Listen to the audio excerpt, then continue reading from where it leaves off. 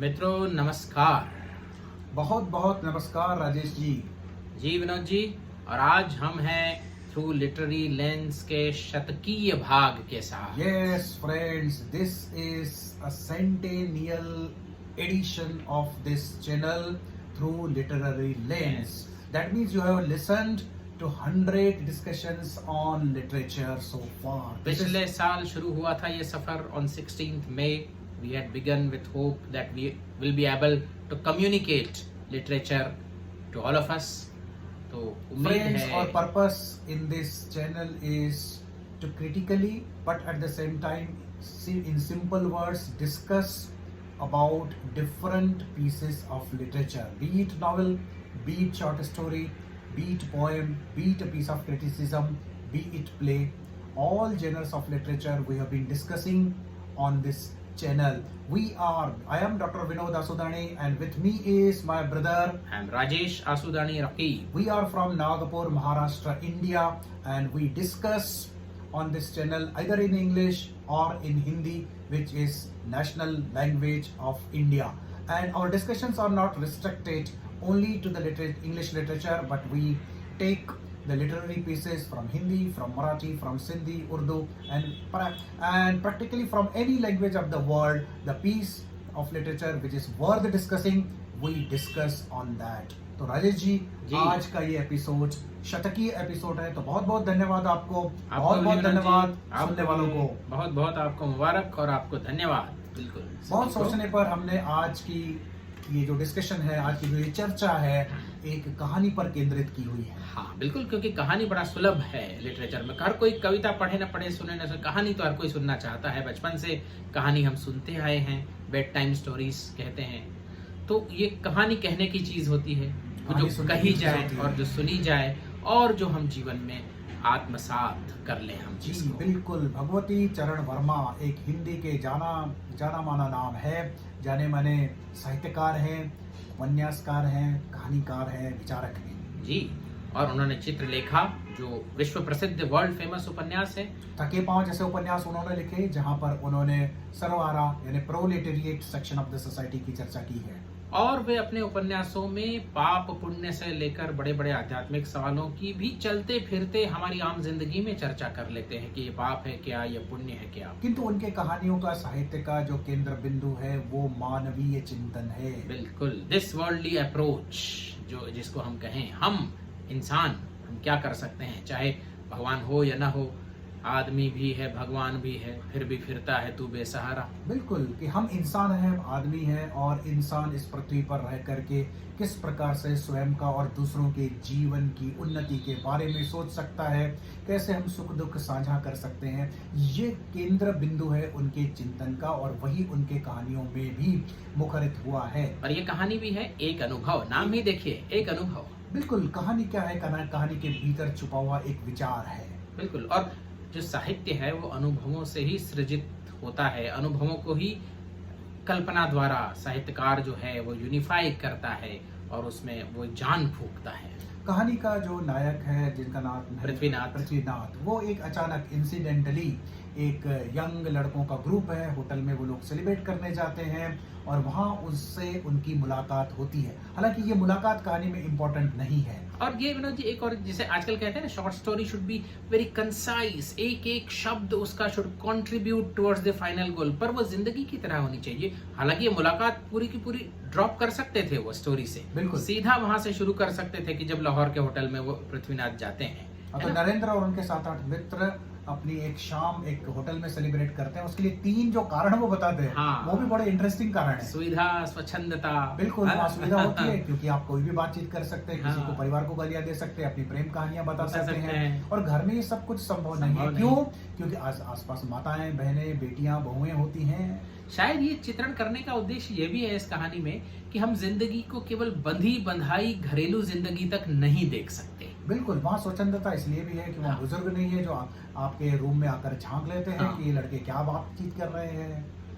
तो ये सारी चीजें हैं। तो नरेंद्र और उनके मित्रों की पार्टी चल रही है, पृथ्वीनाथ अचानक से वहां आ जाते हैं और पृथ्वीनाथ बोलते हैं कि होटल में जब सुविधा और स्वच्छंदता की बात होती है तो अलग अलग अनुभव भी आते हैं और अपना अनुभव उन्हें बताते हैं। जी बिल्कुल, वो बताते हैं कि कश्मीर से वो लौट रहे थे और लाहौर में रुकते हैं। उत्तर भारत का एक लाहौर अत्यंत महत्वपूर्ण शहर है और ये जब वाक्य आता है तो हमें पता हाँ, चलता है ये कि कहानी कहानी स्वतंत्रता से पहले लिखी लिखी गई गई है। थी।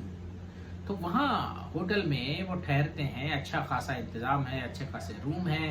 रात को खाना मित्र के यहाँ खा के 8 बजे जब लौटते हैं तो मैनेजर की पत्नी, मैनेजर नहीं होते उस समय वहाँ, पूछती है कोई रात का इंतजाम करना चाहेंगे? पृथ्वीनाथ उस समय तो उनके वाक्य का ठीक से मतलब भी नहीं समझ पाते पाए। हैं और आके पेपर पढ़ते हुए अपना 2 घंटे पास करते हैं। 10 बजे के आसपास वो सोने जाते हैं और अचानक उन्हें बाहर स्त्री कंठ स्वर सुनाई देते हैं, आवाजें सुनाई देती हैं, दरवाजे खुलने बंद होने की आवाजें। इतना तो ठीक है, उसके बगल वाले बाद कमरे में गाने की आवाज, जी बगल वाले कमरे में प्रेमालाप की कभी आंधा कभी नहीं आंधा। कभी आंधा कभी नहीं आंधा, एक हाँ। स्त्री कंठ एक की आवाज। पंजाबी गीत गा रही है। तो अब तो इनके दिल में खलबली मच गई। आखिर कलाकार आदमी थे, गाना सुन रहे हैं, ये क्या हो रहा है। और उत्तर वाले कमरे से प्रेमालाप। जी उनको समझ में आ गई अब आ बात गई कि बात। मैनेजर की पत्नी क्या किस इंतजाम की थी। बात कर रही थी, रात्रि का इंतजाम। अब ये विवाहित थे, बाल बच्चेदार थे, लेकिन 2 महीने से घर से बाहर थे। कम से कम विचारों में न सही कर्म से पवित्र अपने आप को बताते हैं। और कहीं ना कहीं वो एक मॉरलिटी से बंधे हुए दिखाई देते हैं, नैतिकता से, जो परंपरागत नैतिकता है उससे बंधे हुए दिखाई देती हैं। थोड़ी देर में मैनेजर की पत्नी आती है क्योंकि वहाँ पर एक महिला आती है और वो महिला कहती है कि कोई मेहमान खाली है। पहले तो मैनेजर की पत्नी कहती थी कोई कोई नहीं मेहमान है। खाली नहीं है, फिर इनका ध्यान आता है पृथ्वीनाथ जी का। तो एक बार आके उनसे पूछ लेती हैं उस महिला के अनुरोध पे कि चाहे उनका, तो इस बार पृथ्वीनाथ मना नहीं करते, कहते भेज दो। मेरा सोचे समझे कह दिया भेज दो, क्योंकि वो बड़े उद्विग्न है उस समय विनोद जी। बिल्कुल 11वां पत्र फाड़ के फेंक रहे हैं उस जी समय। बिल्कुल, उनकी मनस्थिति बड़ी विचित्र है। हाँ। तो एक सुंदर सी स्त्री उनके दरवाजे पर आकर खड़ी हो जाती है, बिना सोचे समझे वो कहते हैं कि अंदर आ जाओ, दरवाजा बंद कर दो। और उसके बाद कहते हैं सारे कपड़े उतार दो। नेचुरली वो कॉल गर्ल है, वो एक प्रोस्टिट्यूट है, तो- किंतु वो समझ नहीं पाती कि ये बाबूजी कह क्या रहे हैं मुझे। और फिर कहते हैं कपड़े पहन लो। उसको समझ नहीं आता भी उतार दो, कपड़े पहन पहन लो। लो। वो बोलती है बाबूजी आप जो चाहे वो मैं कर लूंगी, मतलब कुछ भी करने की आवश्यकता नहीं। अब और मुसीबत, उसको समझ में नहीं आ रहा कि बाबूजी के मन में क्या है, क्या वो विक्षिप्त तो नहीं है, कोई कहीं वो एक पागल तो नहीं ये है। कन्फ्लिक्ट भी दर्शाता है पृथ्वीनाथ का कि वो क्या करें। मतलब प्रलोभित तो हो गए वो, लेकिन फिर संस्कार हैं, फिर सामाजिक भीरुता है और फिर सारी बातें एक साथ उनके मन में चल रही हैं।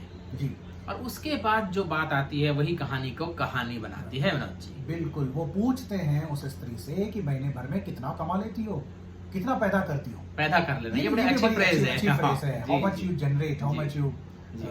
गेट। तो कह रहे 70-80 रुपए। तो कहते हैं चलो ये 100 रुपए लो और 1 महीना अब वेश्यावृत्ति ना करो, उस 1 महीने के बाद तुम्हारा जो मन करे वो करना। अब ये जो एक्शन है विनोद जी, ये बहुत इस कहानी को एक अलग स्तर पर ले जाता है। पहली बात तो ये मानवीय एक्शन दृष्टिकोण है। एक इंसान का दूसरे इंसान को की जाने वाली सहायता, उसमें कुछ स्वार्थ नहीं है। और दूसरी बात, ये कैजुअल मीटिंग है। कैजुअल मीटिंग, वो पहले कहते भी हैं कि इससे हाँ, पहले हम कभी नहीं मिले थे और बाद इसके में भी बाद भी शायद कभी नहीं मिले। मिलेंगे। और क्यों मिले, संयोग से मिले, but at least I can do this much, है ना।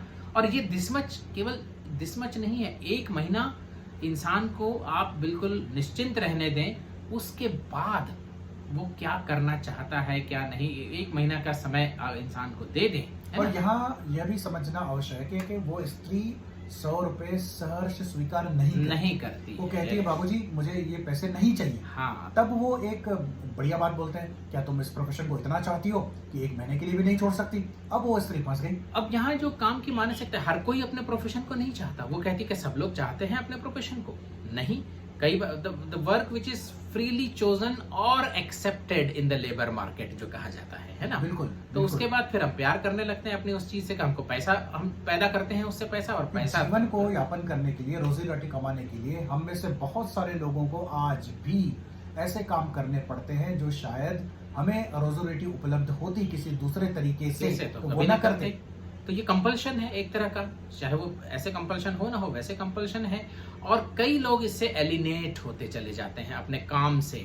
उनका काम केवल मशीनी बन के रह जाता है, अर्थोपार्जन का माध्यम बन के रह जाता है, ना कि उसमें उनका जीवन नहीं रहता है। तो जॉब सेटिस्फेक्शन, जैसे साइकोलॉजिस्ट जी। कहते हैं कि जॉब सेटिस्फेक्शन अगर नहीं है तो इन द लॉन्ग रन वो हमारे लिए एक अवसाद का कारण बनेगा, बिल्कुल। हमारे लिए पागलपन का कारण बन जाएगा। सेल्फ एलिनेशन का कारण बन जाएगा। तो स्त्री फाइनली वो 100 रुपए स्वीकार करती है और फिर एक वाक्य आता है जी। जो इस कहानी को बिल्कुल अलग स्तर पर ले जाता है। बिल्कुल बिल्कुल। वो स्त्री कहती है कि भगवान आपका भला करे। बाबूजी भगवान आपका भला करे।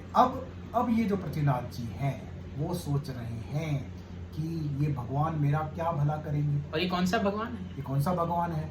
अगर इस भगवान ने अब तक इस स्त्री का कोई भला नहीं किया, उसे गिराते चले जा रहे हैं। जिसको ऐसी व्यवस्था में फंसा दिया है कि वो अपना तन बेचने पर बाध्य है, और उस व्यवस्था को भगवान कोई हस्तक्षेप नहीं कर रहा है उस व्यवस्था में। तो ये एक सोचने पर बात जो है ना, विचार करने पर हमें मजबूर करती है। भगवती चरण वर्मा कहीं ना कहीं मार्क्सवाद से प्रेरित हैं। मार्क्सवाद का प्रभाव उन पर है, और मार्क्सवाद में, जैसे आप लोग सभी जानते हैं, कि ईश्वर या भगवान या धर्म का कोई स्थान नहीं है। मानवीय चिंतन करने वाला मार्क्सवाद है। हम उसके पॉलिटिकल मैनिफेस्टेशंस पर अभी बात नहीं कर रहे हैं, किंतु एज अ दर्शन के रूप में अगर लें मार्क्सवाद को, तो एक इंसान दूसरे इंसान के काम आ सकता है। इंसान का दुख ही कम कर सकता है, और इसी भावना से प्रेरित होकर के पृथ्वीनाथ जी उस वेश्या को 100 रुपए देते हैं। कम से कम इतना तो कर सकते हैं। और एक बहुत ही सुंदर वाक्य राजेश जी यहाँ पर आता है कि प्रत्येक व्यक्ति इस दुनिया में अपने सुख दुख से इतना दबा हुआ है कि दूसरे के सुख दुख के बोझ उठाने की क्षमता उसमें नहीं रह गई। कौन रोता है किसी और की खातिर है दोस्त, सबको अपनी ही किसी बात पे रोना आया। तो इसके बावजूद भी इस कहानी के एक अनुभव कहानी के जो नायक है पृथ्वीनाथ जी, उस वेश्या के पीड़ा से द्रवित होते हैं कहीं न कहीं। क्योंकि कहीं ये देखिए, ये तर्क है कि भगवान तो कुछ नहीं करने वाला। अगर भगवान ने किया रहता तो उसको इस स्थिति में तो नहीं खड़ा कर देता। बिल्कुल। तो जब भगवान कुछ नहीं ही करने वाला है, तो इंसान ही इंसान के लिए वही मनुष्य है कि जो मनुष्य के लिए मरे। जी जी बिल्कुल। और इसमें वोल्टेयर याद आ जाते हैं। हाँ जी, वोल्टेयर फ्रेंच फिलोसोफर जी, उन्होंने बड़ी अच्छी अच्छी बातें कही। उसमें से ये भी बात थी कि देखिए, भगवान होते तो इस तरह के भूकंप से बड़े द्रवित हो उठे थे। वो लिस्बन में जो भूकंप हुआ था 1755 में, उससे बड़े द्रवित हो उठे और उनकी आस्थाएं हिल गईं। बिल्कुल। और उन्होंने कहा कि इस तरह का भगवान नहीं हो सकता, हो ही नहीं सकता इस तरह कोई भगवान। और शायद हम, ऐसा है कि एक उन्होंने रूपक दिया, एक मेटाफोर दिया कि हम किसी बड़ी सी शिप के बिल्कुल तलघर में रहने वाले चूहों के समान है। वो शिप बनाई तो गई, चाहे भगवान ने बनाई है, जिसने राजा ने बनाई। उन्होंने कहा जैसे राजा ने शिप बना ली, और उसमें तलघर में जो चूहे रहते हैं छोटे छोटे, खाना मिलता है नहीं मिलता, बीमार हो जाते हैं, मर जाते हैं, क्या राजा उनके लिए राजा को क्या करना है इससे? क्या करना? राजा को कोई मतलब ही नहीं उन चूहों से, कोई मरे या कोई जिए। तो इसी तरह हमें भी भगवान अगर है भी, पहली बात है भी, तो हमारी और उसका ऐसा कोई ध्यान नहीं है। हमें स्वयं का बचाव स्वयं ही करना होगा। बिल्कुल। तो इस स्वयं का बचाव स्वयं ही करना होगा। यानी यहाँ पर एक और एग्जिस्टेंशियल जो फिलॉसफी है उसकी भी बात आ जाती है कि we have to take responsibility. Yes, we have to take responsibility not only for our personal joys and sorrows, but as a part of the society we have to take the responsibility for all the people for their joys and sorrows. Yes. And wherever we can contribute, we must contribute. We must contribute. तो जी इतना तो ये नहीं, इससे क्या होगा? अच्छा, ये भी हो सकता है कि 1 महीने बाद फिर से वो वेश्यावृत्ति में चली जाए। वो बोलता है कि इस 1 महीने के बाद तुम्हें जो करना हो करना। हाँ। यानी वो उसको बाध्य नहीं करता कि ये प्रोफेशन छोड़ देना, पैट्रोनाइज नहीं करता कि ये मैं हेल्प कर रहा हूँ, देखना दोबारा मत जाना वेश्यावृत्ति में। तो ये कमाल की बात है कि बिल्कुल सेल्फलेसली, बिना किसी के स्वार्थ, बिना कोई स्वार्थ मन में रखे हुए वो उस स्त्री की मदद करता है जिसे वो जानता तक नहीं। तो ये मानवीय संवेदना का एक उच्चतर स्तर है मेरे हिसाब से। और भगवती चरण वर्मा को इसलिए हम बधाइयां देते हैं कि इस तरीके की सोच यदि हम में से सभी में नहीं, कुछ लोगों में भी आ सके, तो निश्चित रूप से ये विश्व कुछ अलग होगा। और देखिए, पहले एक सामुदायिक चेतना हुआ करती थी। मैं एक उदाहरण से आपको स्पष्ट करता हूँ कि पहले जब भिक्षुक हमारे दर पे आते थे, भिखारी आते थे, हम उनको या तो कुछ देते थे, और नहीं भी दे पाए तो हम कहते थे माफ कीजिए, क्षमा करें।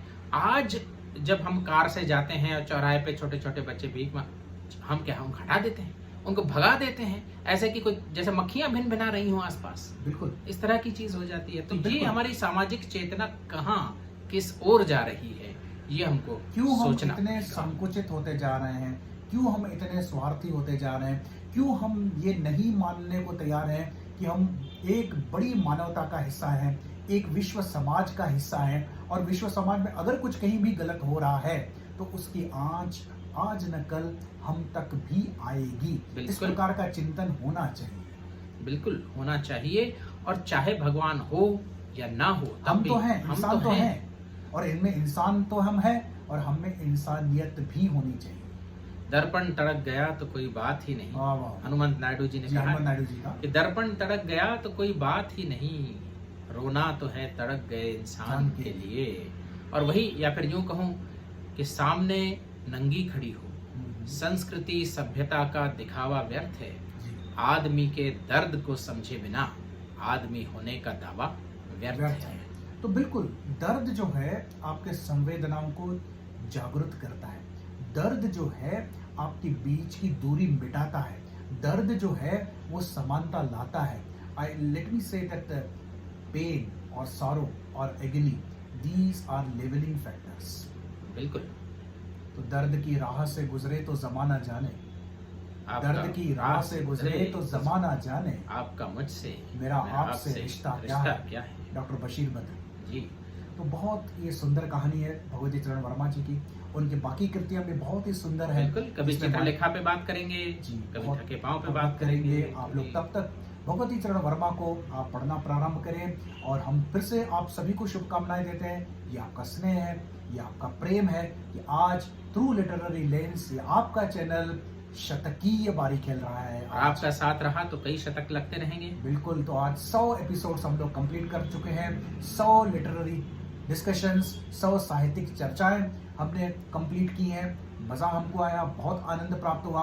हम उम्मीद करते हैं, विश्वास करते हैं कि सारे डिस्कशन सुनते सुनते आपको भी बड़ा मज़ा आया होगा, आपकी ज्ञान वर्धन भी हुआ होगा। देखिए, साहित्य अनुभव से जन्म लेता है। जैसे मैंने कहा, कल्पना से उसमें जान फूंकी जाती है, और फिर साहित्य पढ़ के हम जो अनुभव लेते हैं, साहित्य पढ़ने का अनुभव, और पढ़ने के बाद फिर जो जिंदगी के अनुभव लेते हैं, उनकी बात ही कुछ और है। तो साहित्य हमें एक समग्र दृष्टि देता है। जी। साहित्य हमें जीवन को समझने की प्रेरणा देता है, जिंदगी को समझने की क्षमता देता है। क्योंकि हमारी जिंदगी बहुत छोटी है, जीवन बहुत छोटा है, सारे अनुभव हम स्वयं नहीं कर सकते। तो साहित्य के माध्यम से हम अलग अलग अनुभूतियां, अलग अलग अनुभव प्राप्त करते हैं, और इस तरीके से हमारा जीवन समृद्ध होता चला जाता है। बिल्कुल।